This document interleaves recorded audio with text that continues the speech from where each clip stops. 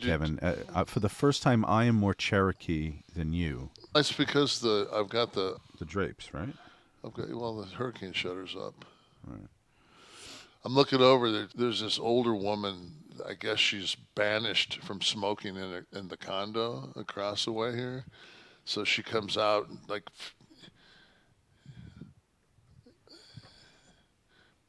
just fucking over there, just hitting a strum.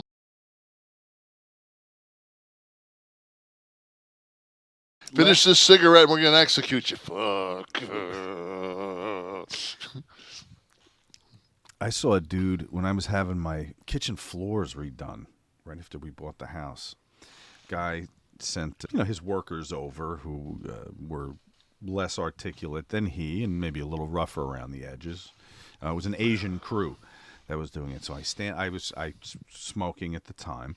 This is a long time ago. So I stood on the porch and I had a cigarette with this little Asian fella. I gave him a light and he put it in his mouth and he went. He dragged the fucking thing. Would take a breath. It would emit from every hole in his head and then right back into it.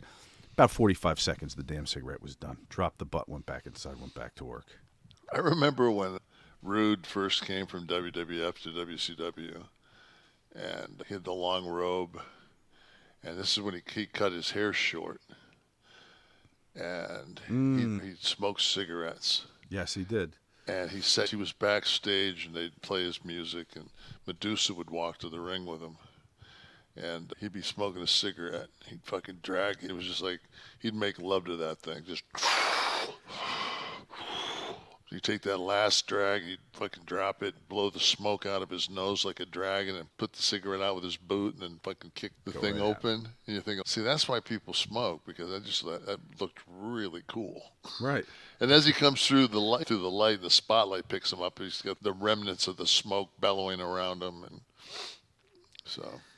See, and he's only going to be in the ring for, 10 minutes the most, but he had to get that. That was like before I would get on a plane for a long flight, and I'd stand outside. All right, because you're telling yourself, I can't do this. I can't do this again for another. It becomes a meditative thing, smoking. More psychological than physical, was for me anyway. But that was like, I remember John Mellencamp. He would, I was reading, I think it was an article on him in Rolling Stone, and they were actually an interview on him. He said the first thing he did was he got up, and before he even sat up out of bed, he lit a cigarette. Yeah. He smoked in his sleep practically, that one. Yeah. And he had several heart attacks. That'll do it. Just kept fucking smoking right through him. And he's with us today. Yeah. Not with us on the show, but he's still alive. So it's a testament to his. He probably drinks colostrum, I'm going to guess. I don't know. Kevin, our 100th show was last week, and it touched many people. There was a nice outpouring. You know who it touched that I didn't want to touch? YouTube.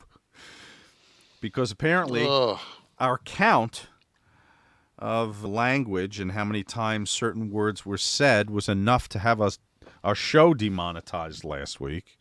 The 100th show of all things. But I wanted to pull specifically some of the feedback from people who I'm just wondering.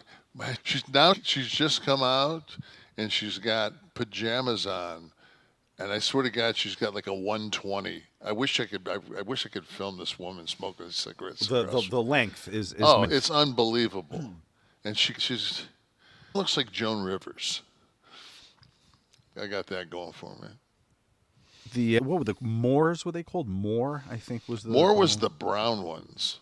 Oh, Benson and Hedges were those real long ones and skinny, right? Weren't they? Yeah. Oh, what were those called? Capri, I think, were the really skinny ones too. What the Maybe hell? That was a later one. Virginia Slim? No. I can't remember what they were. I was never a man. What did your dad smoke? My dad smoked. Right? He's a fucking Pall Mall guy, right? Philip Morris. Oh, so Philip Morris, the company, had just a brand. It was called Philip Morris. Yeah, he had it in a crush-proof box. He kept a wad of cash, and he kept his cigarettes all up in his top pocket. In the pocket? Yeah.